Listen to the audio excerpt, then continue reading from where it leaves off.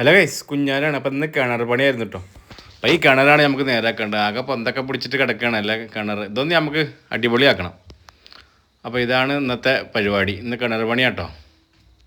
അപ്പോൾ ഇതാ പണി തുടങ്ങിയിട്ടുണ്ട്. കണ്ടോ, പുല്ലൊക്കെ പിന്നെ പൊതിച്ച് കൊത്തി താഴത്തേക്ക് ഇട്ട് പുല്ലൊക്കെ കളഞ്ഞൊക്കെ വൃത്തിയാക്കി. ഇനി അടിയിലുള്ള മണ്ണും ചളിയൊക്കെ ഒന്ന് കോരിയെടുക്കണം.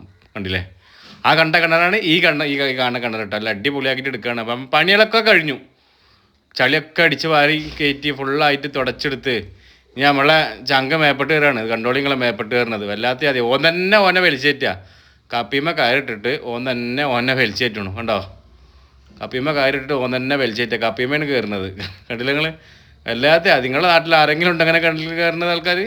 കപ്പിമ്മ കയറിട്ട് കയറുന്നത് അരയിലാണ് കയറിട്ട് മുറുക്കിയിട്ട് കപ്പിമ്മ കയറിട്ട് അങ്ങനെ മേപ്പെട്ട് കയറുന്നു. നമുക്ക് തന്നെ കാണുമ്പോൾ അങ്ങനെയാണ്. അത് പുതിയ കാലിൽ നിന്ന് കുഴിച്ചിട്ടിട്ട് ആ കാൽമക്കൂടെയാണ് അവൻ്റെ കയറ്റം.